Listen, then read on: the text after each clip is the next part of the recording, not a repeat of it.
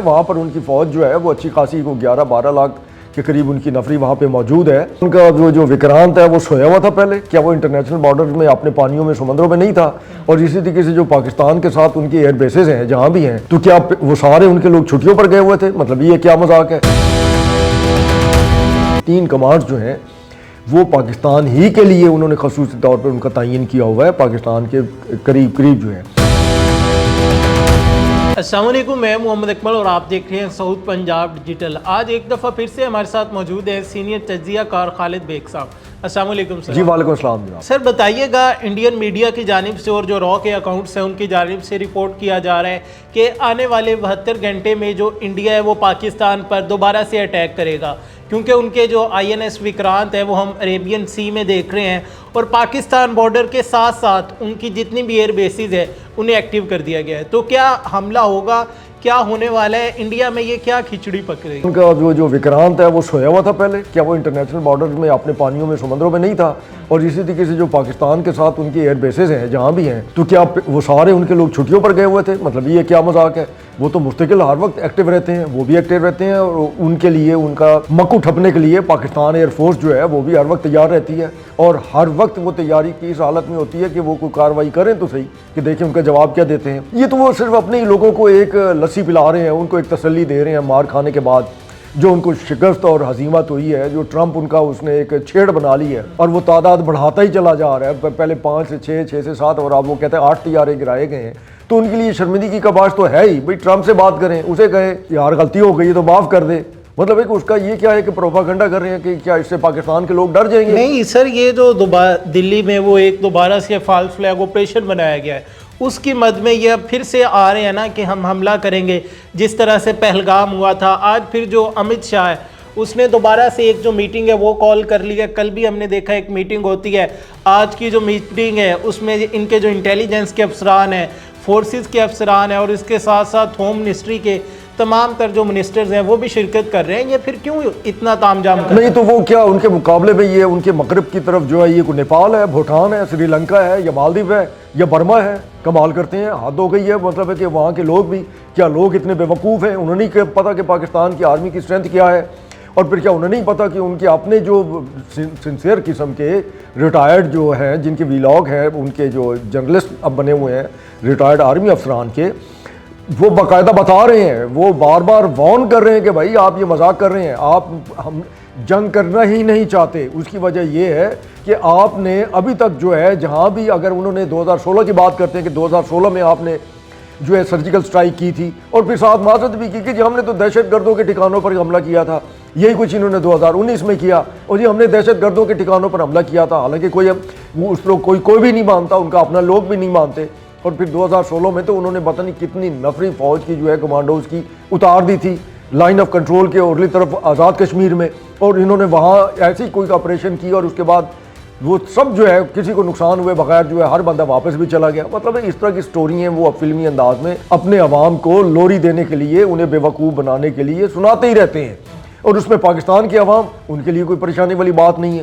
آپ نے دیکھ لیا ہوگا کہ جس وقت یہ مئی کے اندر ان کے ڈرونز آتے تھے, تو ہمارے تو یہ لوگ اتنے اپنا, ان کے لیے تو ایک باقاعدہ ایک ایڈونچر بن گیا تھا, ان کے لیے تفریح بن گئی تھی کہ وہ چھرے والی بندوقوں سے بھی کوشش کرے کہ نشانہ اگر لگ جائے, کوئی چھرا لگ جائے اس ڈرون کو, تو وہ کیا اس سے کیا حاصل کرنا چاہتے ہیں. مذاق کر رہے ہیں اپنی عوام کے ساتھ. انہیں اپنی عوام کی آنکھوں میں دھول جھونکنے کا آج کل کے جدید دور میں یہ طریقہ بند کر دینا چاہیے. سر کل رات ہم دیکھتے ہیں کہ LOC پر بھی جو کشمیر سائیڈ ہے, مقبوضہ کشمیر ہے, اس طرف ڈرونز بھی دیکھے گئے ہیں. دیکھیں جی وہ اپنا ان کا ایریا ہے, وہ ان کے قبضے میں ہے. مقبوضہ جموں و کشمیر کا جو علاقہ ہے وہاں پر ان کی فوج جو ہے وہ اچھی خاصی کو 11-12 لاکھ کے قریب ان کی نفری وہاں پہ موجود ہے, اور وہ وہاں پہ اس میں ملٹری پولیس ہو گئی, باقی ان کے سول سیکیورٹی کے ادارے ہو گئے, وہ ملا کے اتنے ہی لوگ ہیں وہاں پہ.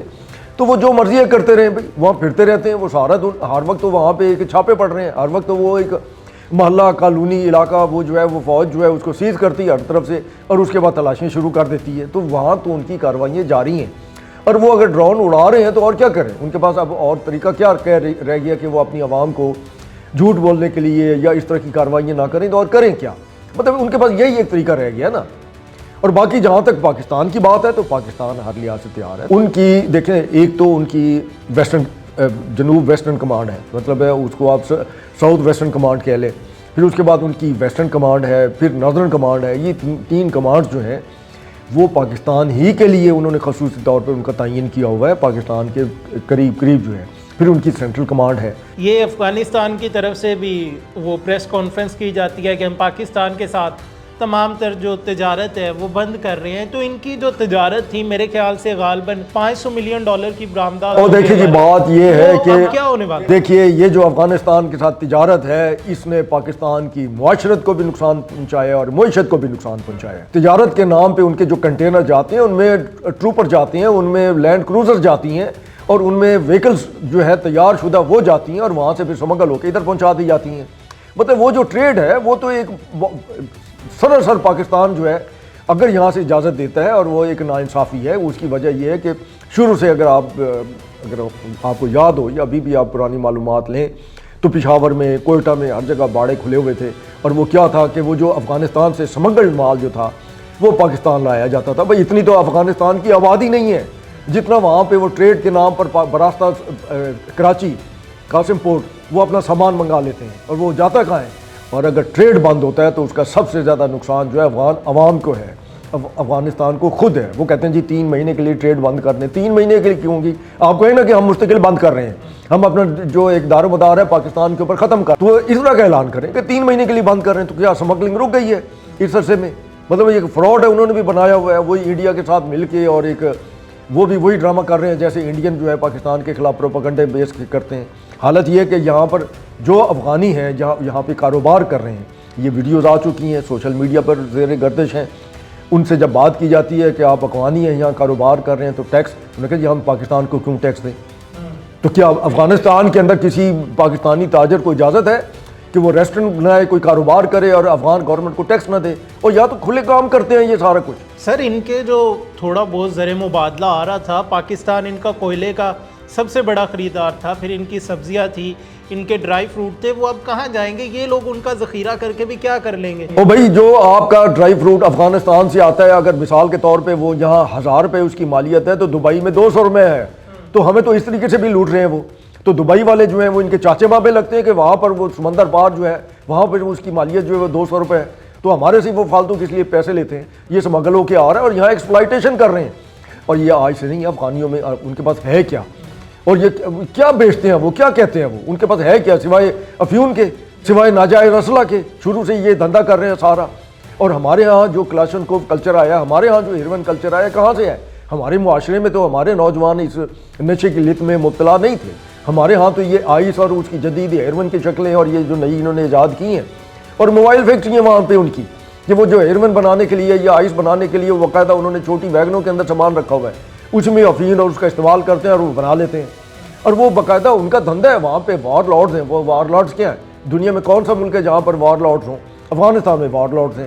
اس کی وجہ کہ یہ وہ سارے وہی اسمگلر ہیں، وہی بدماش ہیں جو ناجائز اسلحے کا کاروبار کرتے ہیں، جو فروشی کا کاروبار کرتے ہیں، انسانوں کی اسمگلنگ کراتے ہیں اور باقاعدہ جو ہے وہ منشیات کا کاروبار کرتے ہیں. سر ابھی اسلام آباد میں جو ہے کچہری کے باہر اس میں جو خودکش حملہ آور تھا، خودکش بمبار تھا، اس کا تعلق بھی افغانستان سے بتایا جا رہا ہے. اس کا سہولت کار ہینڈلر بھی پکڑا گیا ہے. یہ اقوام متحدہ کی رپورٹس آ چکی ہے، اس میں باقاعدہ یہ عالمی سطح پر بھی ایک چیزیں اگر آپ ان کو دیکھیں تو ان کی رپورٹس جو ہے ان کا جائزہ لیں تو وہ بتاتے ہیں کہ وہاں پر باقاعدہ تقریباً کوئی 12 سے 13 بڑے دہشت گروپ ہیں، دہشت گردی میں جو ملوث ہیں اور وہ جرائم پیشہ لوگ ہیں سارے.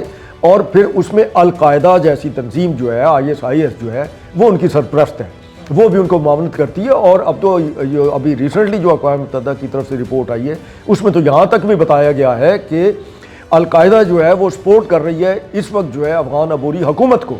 وہ اتنی تڑیے جو پاکستان کو لگا رہے ہیں، ان کے اندر جو ہوا بھری ہوئی ہے، انڈیا نے بھر دی ہے، یا کچھ اور قوتیں بھی کوئی ہو سکتی ہیں جو پاکستان دشمن ہے، لیکن انڈیا تو بہرحال ہے نا.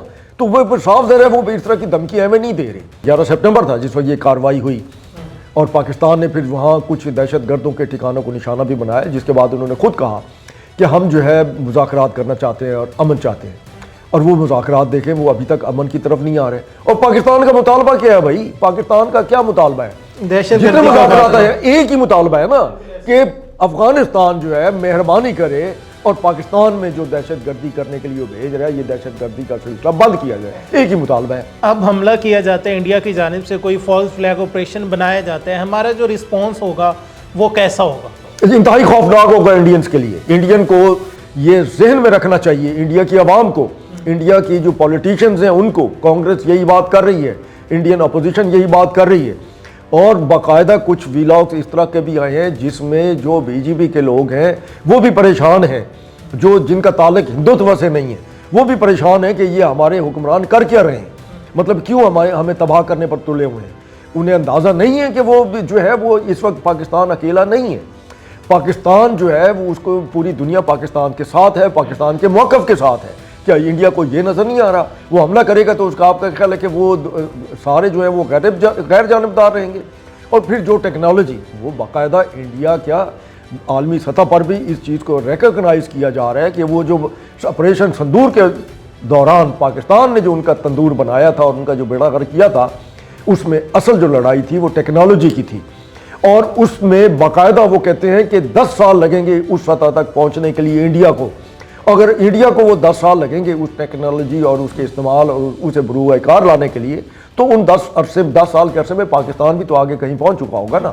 تو یہ چیز انہیں بھی سوچنی چاہیے، اور باقاعدہ ایک امن کی بات، دیکھیں ٹرمپ بھی تو امن کی بات کر رہے ہیں جو بھی ہے۔ اچھا سر، انڈین میڈیا نے ایک اور کام شروع کیا ہے کہ ہمارے بہت سارے اس ملک کے جو بگوڑے ہیں، جس میں جس طرح عادل راجہ ہے، میجر عادل راجہ جو اس ٹائم باہر بیٹھا ہوا ہے اور پاکستان کے بارے میں انتشار پھیلا رہا ہے، پاکستان کے بارے میں نفرت پھیلا رہا ہے، کیوں پھیلا رہا ہے، کس وجہ سے پھیلا رہا ہے، کون اسے سپانسر کر رہا ہے، سب کو پتہ ہے۔ اب انڈین میڈیا نے انہیں لا کے اپنے چینلز پر بٹھانا شروع کر دیا ہے۔